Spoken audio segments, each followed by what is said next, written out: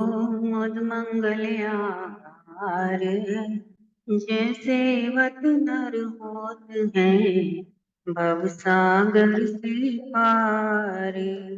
गुरु जी के सुमिरन मात्र से नाशत विघ्न अनंत। तासे सर्व आरंभ में ध्यावत है सब संत।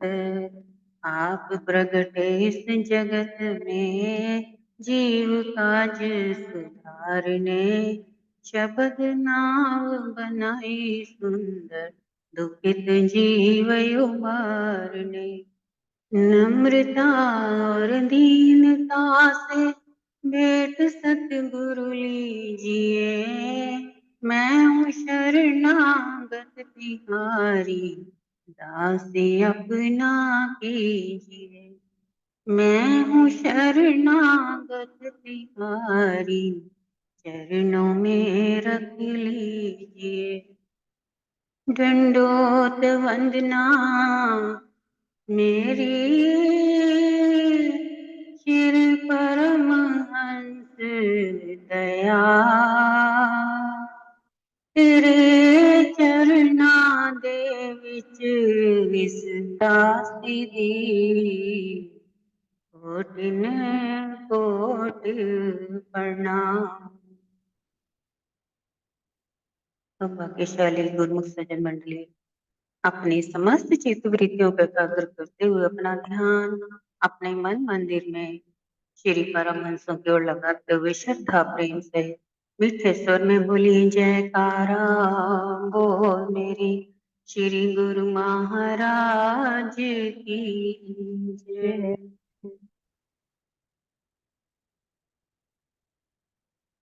संत संगत जाको मिले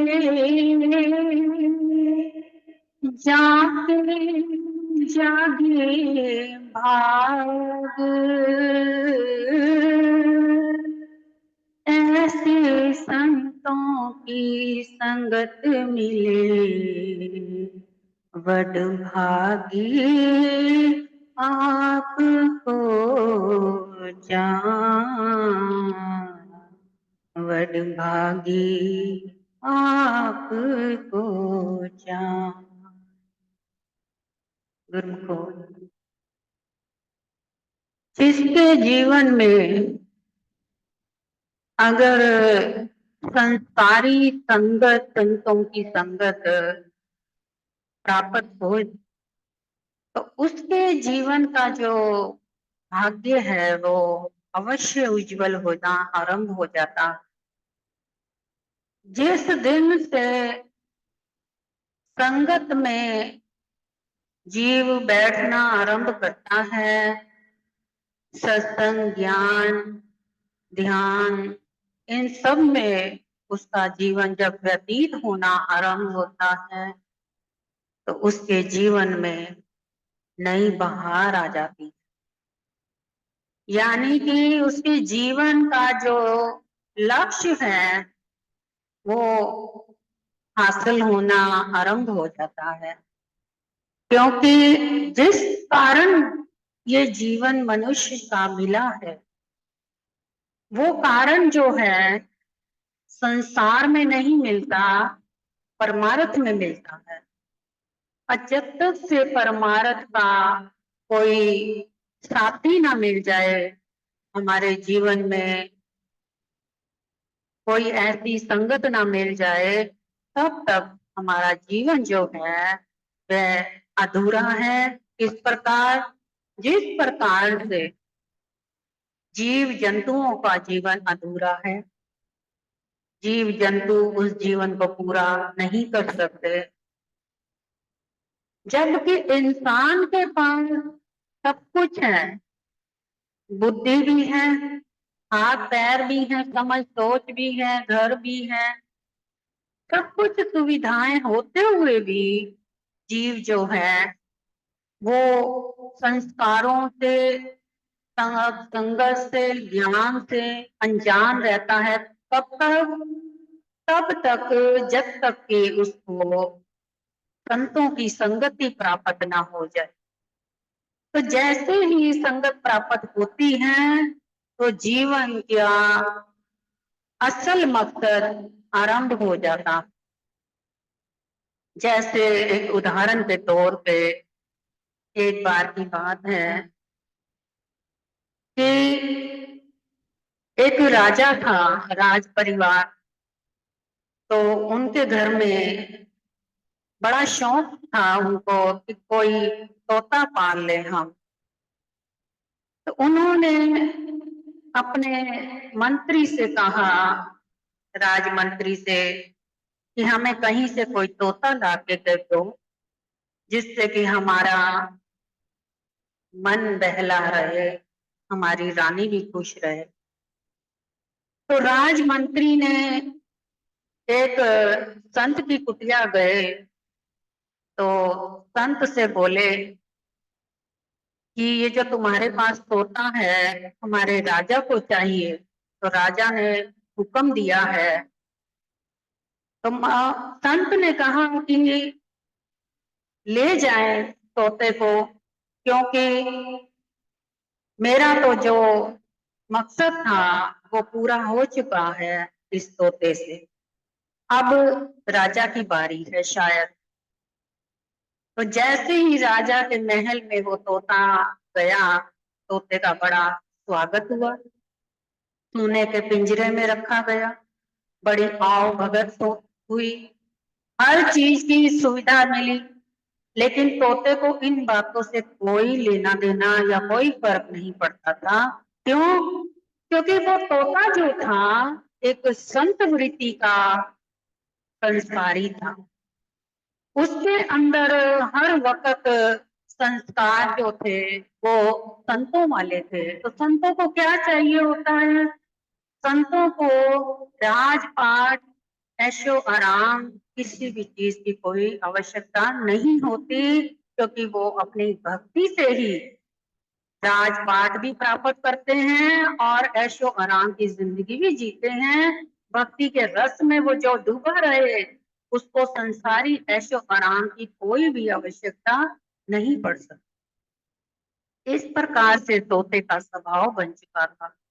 अब जब सुबह होती थी तो तोता जो था सुबह होते ही बोलता था, ओम तत् सत, ओम तत् सत, उठो राजा, उठो महारानी, दुर्लभ मानव तन मिला है, ये सोने के लिए नहीं है, ये भजन करने के लिए मिला है। तो फिर उसके बाद बोलता, चित्रकूट को घाट पर भई संतन की भीड़, चित्रकूट के घाट पर भई संतन की भीड़, तुलसीदास चंदन घिसे तिलक देत रघुबीर। यानी कि वो सुबह उठते ही कभी वो रामायण की चौपाइयां तो कभी गीता के श्लोक उसके मुंह से निकलते। पूरा राज परिवार बड़े सवेरे उठ करके उसकी बातें सुना करते। राजा कहते कि इस तोते ने तो हमारा जीवन ही बदल दिया है। यानी कि ये तोता नहीं, तोते के रूप में हमें तो एक संत मिले हैं जिन्होंने हमें हमारा जीवन बदल कर दिया। तो अब सदा तो हर कोई रहता नहीं जीवन भर, एक ना एक दिन तो हर किसी को जाना ही पड़ता है गुरु को। इसी प्रकार से जब तोते का भी समय आया तो तोते ने अपनी आयु समाप्त कर गया और राज परिवार में शोक और मातम छा गया। अब कई दिनों तक तो तोते के नाम के भंडारे होते रहे, संगत के साथ भजन कीर्तन होते रहे और राज दरबार का जो झंडा था वो कई दिनों तक नीचे को झुका रहा। तो यानी कि राजा का दरबार जो था वो सूना हो गया तोते के बगैर। अब राजा का मन भी ना लगे, रानी भी उदास सी हो गई। फिर उन्होंने दोबारा से अपने राजमंत्री को कहा कि हमें फिर से कहीं से ऐसा तोता ला के दो जिससे कि हमारी रानी की उदासी दूर हो और हमारा भी उदासी दूर हो सके।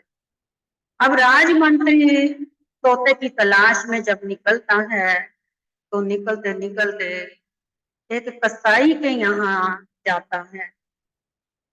अब कसाई के यहाँ जब जाता है तो वहां क्या होता है कि वहां तोता पिंजरे में पड़ा। कसाई से उसने कहा कि राजा ने तोता मंगवाया है, तो तुम्हारा अगर हुक्म हो, आज्ञा हो, तो इस तोते को मैं ले जाऊं। कसाई ने कहा अगर मैं ना भी दूं तो भी राजा ने तो ये तोता हासिल कर ही लेना है जैसे कैसे भी, तो इससे अच्छा तो तुम ले ही जाओ। अब वो कसाई से तोता राजमंत्री लेकर के जब राज दरबार में पहुंचा तो अब उस तोते ने सुबह होते ही राजा को कैसे जगाना शुरू किया। उठ हरामखोर, उठ, उठ के मेरे को अंडे ला के दे कहीं से भी। फिर उसको बहुत उल्टी सीधी गालियां देने लगा। जैसे जैसे तोते को वो कसाई बोलता था, तोते के अंदर वही गुण जो थे उपज हो गए और वैसे ही संस्कार उसके बनते गए। और वही संस्कारों से भरा हुआ तोता जब राजा को प्राप्त हुआ तो राजा को बहुत गुस्सा आया। उसने उठते सार ही उस तोते की मुंडी जो थी मरोड़ करके उसको फेंक दिया। तो अब देखें कि क्या है कि संस्कार है एक, जबकि वो दोनों जो तोते थे वो जुड़वा भाई थे। एक तोता जो था, एक जो तोता था वो संस्कारी हुआ और एक जो तोता था वो दुराचारी हुआ। जो दुराचारी था उसका अंत कैसे हुआ और संस्कारी का अंत देखो कैसे हुआ कि संस्कारी के नाम के भंडारे भी लगे, भजन कीर्तन भी हुए और कितने दिनों तक उसके नाम का शोक भी मनाया गया। तो इसी प्रकार संस्कार जो है जीवन में बहुत बड़ा महत्व रखते हैं। अगर जीवन में संस्कार नहीं है तो ये जीवन बेकार और अंधकार की जिंदगी जीता है। जिस प्रकार से जीव जंतु जीते हैं, तो ज्ञान कहाँ से मिलता है? संगत से मिलता है, संस्कारों में आता है। ऐसे ही गुरुमुखो, एक बार की बात है, एक सीधा साधा भोला भाला भगत नदी के किनारे बैठकर बहुत नाम जप किया करता था। तो एक वहीं पर ही एक कोई संत आ गए, तो बहुत अहंकारी संत थे वो। उन्होंने आकर के उसको, भोले भाले भगत को क्या कहा कि इतनी उम्र तेरी बीत गई नाम जपते जपते, आखिर तूने नाम से क्या हासिल किया? वो भोला भगत कहता है मैं समझा नहीं। तो संत ने क्या किया, अपने अहंकार में वो नदी में इस किनारे से लेकर उस किनारे तक चल करके पानी के ऊपर दिखाया कि देख, मैंने भी नाम की भक्ति करी लेकिन मैंने ये कमाया और तूने क्या कमाया। यानी कि उस संत के अंदर अहंकार बोल रहा। और वो भोला भगत जो था वो सीधा साधा था, अपनी भक्ति में लीन रहता था। उसने कहा अच्छा तो ये बात। तो उसी ने उसी वक्त नदी के किनारे जो नावी बैठा था उससे पूछा कि इस किनारे से उस किनारे का तुम क्या लोगे? तो वो नावी बोला 4 आने। कहता है अच्छा बस। तो इतने में उसने संत को क्या जवाब दिया कि इस 4 आने का जो आपने कमाई करी, यानी सारी उम्र आपने ये 4 आने कमाए, यानी कि आपने ये चमत्कार जो दिखाया, तो चमत्कारों के लिए भक्ति बनी है क्या? भक्ति चमत्कारों के लिए नहीं बनती। भक्ति तो अपने संस्कारों के लिए, अपने जीवन का उद्धार करने के लिए बनती है या दूसरे के जीवन को संवारने के लिए बनती है, ना कि दिखावे के चमत्कारों से भक्ति बनती है। अभी समय नहीं हुआ सत्संग समाप्त का क्योंकि हमने देर से शुरू किया है। तो तो इसलिए ये जो चमत्कारों की दुनिया है ना, इसमें भक्ति नहीं मिलेगी। चमत्कार तो बहुत होंगे। आज के युग में कहते हैं चमत्कार को नमस्कार है। अब जहां जहां लोगों को चमत्कार दिखता है ना, वो सोचते हैं कि वहां भक्ति है, लेकिन वहां भक्ति नहीं, वहां केवल अहंकार की, आप समझ सकते हैं, अहंकार है वहां पर, और अहंकार की ही भक्ति की शक्ति। ऐसे चक्रों में जो पड़ जाते हैं वो अपना जीवन जो है सही से पूरा नहीं कर पाते, जिस कारण वो संसार में आए होते हैं, उनका जीवन यूं ही व्यर्थ चला जाता। तो इसी प्रकार संस्कारों की संगत की बात हो रही तो एक बात और याद आ गई।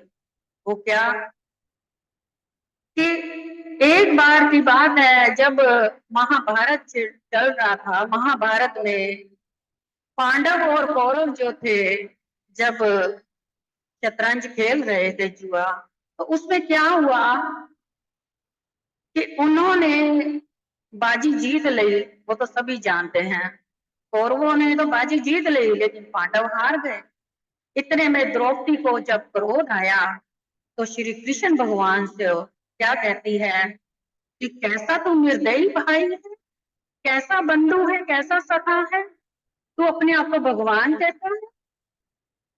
तूने देखा नहीं, तेरे सामने पांचों के पांचों पांडव हार गए और दुर्योधन जो है कौरवों की सेना जीत गई। तो तेरे को इस बात का ख्याल जरा नहीं आया?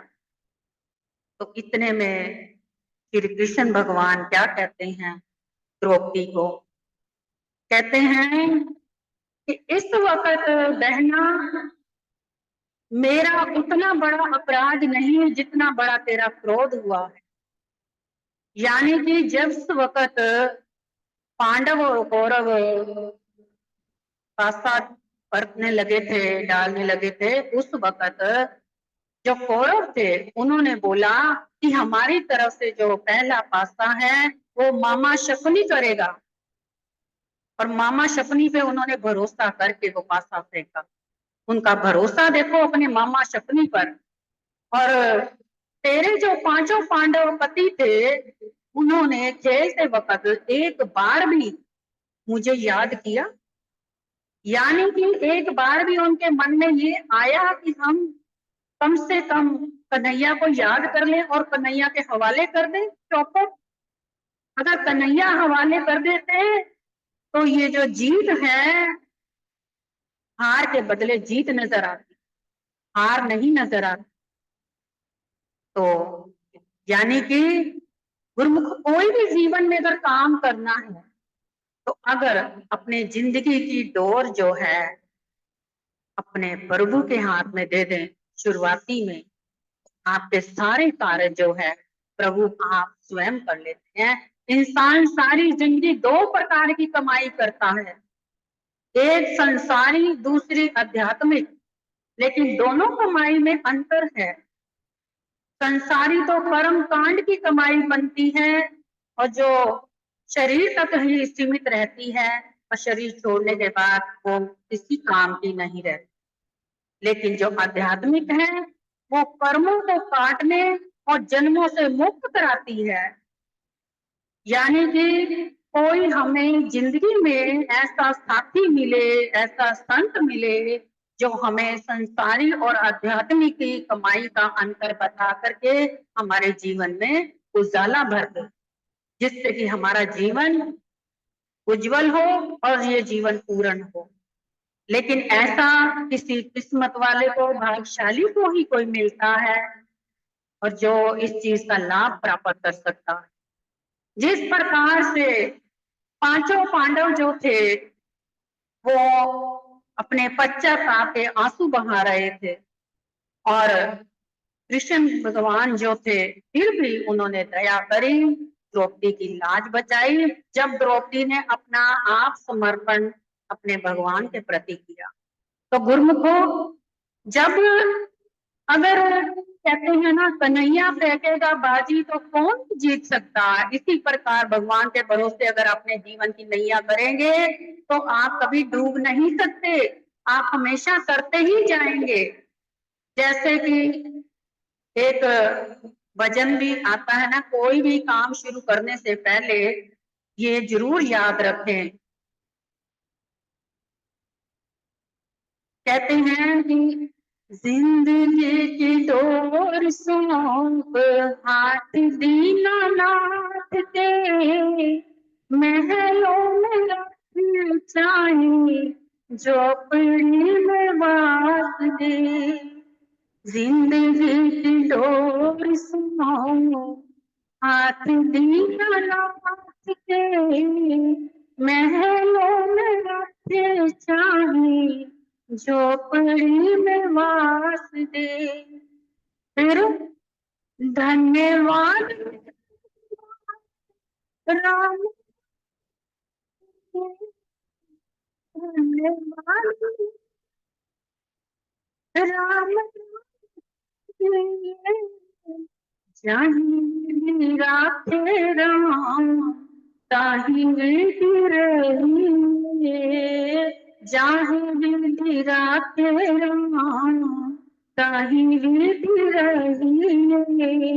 सीताराम सीताराम सीताराम कहिए, जाहि विधि राखे राम ताहि विधि रहिए। यानी कि अपने जीवन का कोई भी कार्य अगर आप करते हैं, चाहे घर, मकान, दुकान, बिजनेस, ऑफिस, कोई भी कार्य करें, अगर आप उस वक्त जब पूजा पाठ कराते हैं तो आप अपने मन वंचित होकर के अपने अंदर ध्यान में अपने प्रभु को याद करते हुए पूजा में बैठे बैठे ये कहें कि प्रभु, ये मेरा जो कार्य है या मेरा ये घर मकान है, ये जो कुछ भी है, ये सब आपको समर्पित है। अब आगे आप जानो, आपका काम जाने, जैसी मर्जी चलाएं, हम तो आपकी रजा में ही रह करके ये जीवन का लाभ। तो गुरुमुखो ये महापुरुषों के वचन है। बोलो जयकारा, बोल मेरे श्री गुरु महाराज की।